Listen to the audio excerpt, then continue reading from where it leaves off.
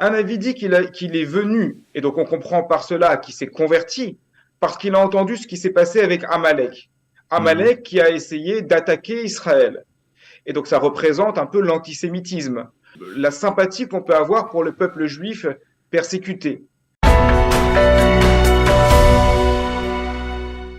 Et nous sommes aujourd'hui avec le Rav Yona Gertman, rabbin à Nice et spécialiste des conversions, c'est ce qu'on va dire. Ouais. Rav Gertman, bonjour. Bonjour. Alors on va parler bien sûr des conversions puisqu'on va lire ce Shabbat la parashat Yitro. Et Yitro, vous allez nous le dire peut-être peut-être dans quelques instants, on va parler de la conversion de Yitro. On va dire que vous avez écrit déjà 2 livres, hein, malgré votre jeune âge, on va dire. Une identité juive en devenir, la conversion au judaïsme qui est paru en 2015. Et puis un autre livre sur la loi juive dans tous ses états, de l'actualité du droit rabbinique à notre époque, qui est paru en 2013. Ça, c'est un sujet aussi d'actualité pour nous en Israël, mais on va parler aujourd'hui des conversions avec la parashat Yitro. Et la première question que j'ai envie de vous poser, c'est concernant Yitro. Est-ce que Yitro, c'est le premier converti dans la Torah? Alors, dans la Torah, du moins d'après ce que nos maîtres nous en montrent dans le Midrash et dans le Talmud, en fait, on peut parler déjà de conversion auparavant.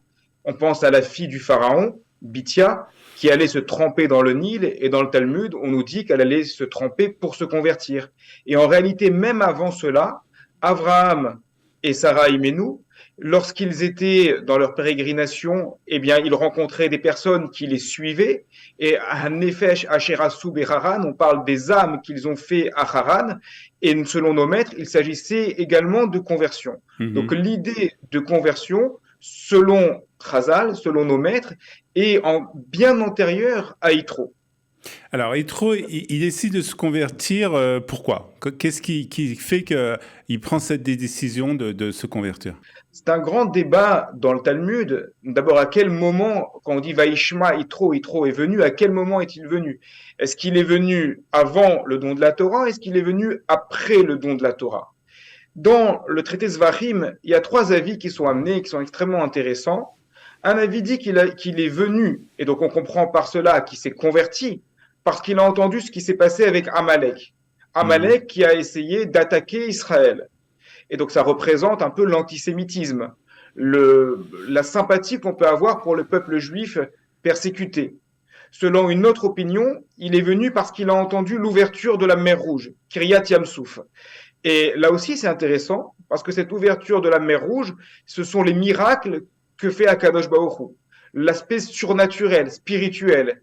Et effectivement, certaines personnes, selon le modèle de Yitro, vont venir attirées par cet aspect surnaturel. Et puis, selon un troisième avis, qui est venu alors qu'il avait déjà entendu le don de la Torah. Donc il y a eu le don de la Torah, et Yitro vient parce qu'il entend le don de la Torah. Et qu'est-ce que c'est la Torah? Le mot Torah, il signifie loi. Donc il entend la loi, c'est le rapport à la loi, à la pratique, à la halakha de manière générale. Ça aussi, c'est une manière. Donc en fait, Yitro, pourquoi il est venu vers le peuple juif? Pourquoi il est venu se convertir dans ce Vaishma Yitro? Nos maîtres donnent plusieurs raisons qui correspondent à plusieurs mobiles qui sont valables pour se rapprocher du peuple juif et évidemment de la Torah et des mitzvot. Alors, comment s'est passée la conversion de Yitro? Aujourd'hui, on va en parler dans quelques instants. Le processus de conversion est quand même assez réglementé et vous allez nous en dire quelques mots dans quelques instants. Comment s'est passée la conversion de Yitro? Alors, je suppose qu'il n'y avait pas, comme à l'époque, comme aujourd'hui en tout cas, des rabbins, mais il y a eu quand même un processus de conversion, je suppose. Ça va dépendre à quel moment il s'est converti. Ça a fait l'objet d'un débat dans nos sources. D'après certains, il s'est converti lorsqu'il est venu dans la paracha Yitro à ce moment-là. D'après d'autres, il ne s'est pas converti à ce moment-là. Il est rentré chez lui à Midian et il est revenu plus tard. Et enfin, il y a également des avis selon lesquels il ne s'est pas converti lui-même, mais ce sont ses descendants qui se sont convertis. Quoi qu'il en soit, dans le Talmud, au traité Kritout à la page 9, on nous dit que ce n'est pas que Yitro, mais c'est tout le peuple d'Israël qui s'est converti. Ah. C'est-à-dire tout le peuple d'Israël. Matan Torah, le don de la Torah dont on parle dans la paracha Yitro, c'est en fait une conversion du peuple d'Israël. Mhm. Et le Talmud nous dit que tous les Bnei Israël se sont trempés au mikvé, Tous les Bnei Israël, les hommes ont dû faire au préalable la circoncision. Tout le monde a accepté le joug des mitzvot avec le don de la Torah et tout le monde a apporté un sacrifice, ce qui fait partie des conditions obligatoires pour se convertir, bien qu'à notre époque, évidemment, ça ne se fait pas, puisqu'il faut qu'il y ait le temple. Donc si Yitro était présent avec les Bnei Israël, à ce moment-là, avant le don de la Torah, eh bien, il a fait tout comme les autres. Et à ce moment-là, il a intégré le peuple. S'il est venu après, s'il est venu par la suite, eh bien, il a dû refaire cela lui-même. Ce que les Bnei Israël ont fait, il a dû le faire. En fait, ce que dit le Talmud, c'est d'où on sait qu'on peut accepter des gens à la conversion. Et le Talmud répond, parce que nous-mêmes, les Bnei Israël, nous avons reçu cette Torah, nous avons fait ce processus. Donc, celui qui veut venir par la suite, il doit refaire ce que les Bnei Israël ont fait au don de la Torah. Donc, soit Yitro l'a fait en même temps que les Bnei Israël, soit il a refait le même processus par la suite lorsqu'il les a rejoints. Alors aujourd'hui, comment se passe vous nous avez parlé des conditions pour faire une conversion. Aujourd'hui, c'est les mêmes conditions qui existent ou il y a des nouvelles conditions? Complètement, ce sont les mêmes conditions, c'est-à-dire qu'il faut pour un homme la brit mila, la circoncision, le mikvé ça concerne l'homme et la femme, et Kabbalat ol mitzvot, c'est-à-dire accepter de s'engager à respecter les mitzvot devant un beddin qui est composé de 3 rabbins et notamment de un dayan qui va être au milieu. La condition du sacrifice, elle n'existe plus et le Rambam écrit, d'ailleurs c'est intéressant, que lorsque viendra le Mashiach, toutes les personnes qui ont été converties devront venir pour apporter leur korban, leur sacrifice lié à la conversion. Alors, on parle souvent des conversions en France, plus particulièrement, et aussi en Israël. Et des fois, on entend que le fait de se convertir, c'est un processus qui est très long, qui est très dur, qui est pas très encourageant pour certains, en tout cas. Qu'est-ce que vous avez à nous dire sur ça? Oui, effectivement, c'est une question intéressante. On entend beaucoup de choses. D'abord, il faut établir une différence entre Israël et la France, qui n'est pas une différence dans l'approche, mais plutôt une différence dans la pratique, dans la réalité des choses. Je vais prendre l'exemple d'un Ulpan Giour. Un Ulpan Giour, c'est un endroit dans lequel on va recevoir des personnes qui veulent se convertir et qui vont être en immersion totale pendant 8 à 9 ou bien 10 mois maximum. Et donc, la conversion va être relativement courte, mais en même temps, l'apprentissage va être quelque chose d'intense, qui est vécu avec une vraie vie juive complète. Effectivement, c'est différent lorsqu'on est en France, et pas partout en France, mais lorsqu'on est en France dans un endroit où on va avoir un suivi dans une synagogue qui est périodique, 1 ou 2 cours par semaine, forcément, ça va prendre plus longtemps. Par contre, si on est à un endroit dans lequel il y aurait une immersion totale, eh bien, à ce moment-là, ça pourrait être plus court, sachant qu'il n'y a pas de temps précis pour une conversion. De ce que j'ai vu, moi-même, je m'occupe des conversions depuis 2015, et ce que j'ai vu des personnes converties en 1 an, en France, je parle en France, d'autres personnes en 2 ans, d'autres en 3 ans, chacun selon la manière dont il avance.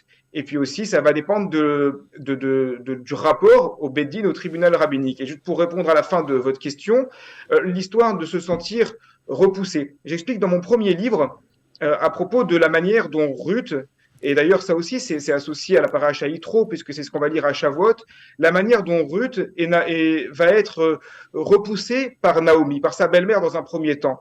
Lorsqu'on lit le texte de la Megillat de Ruth, on voit que tout ça se fait avec bienveillance, ça se fait avec amour, ça se fait avec du souci pour l'autre. Et en fait, il ne s'agit pas de repousser, il s'agit de responsabiliser. Alors évidemment, il y a des rabbins qui vont être plus doués pour le faire que d'autres. Et un bon rabbin et un bon beddin, lorsqu'on vient le voir, il doit faire prendre conscience à la personne qui vient se convertir que nous ne sommes pas une religion prosélyte et que s'il veut venir, c'est un investissement, c'est un changement de vie, mais ça ne doit pas être fait contre la personne qui vient, ça doit être fait dans son intérêt et en même temps avec les bras ouverts. Aujourd'hui, il y a aussi cette étape lorsque quelqu'un vient vous dire voilà, je veux me convertir, vous essayez de le repousser entre guillemets, gentiment bien entendu, mais vous essayez de le mettre, de le responsabiliser comme vous nous avez dit.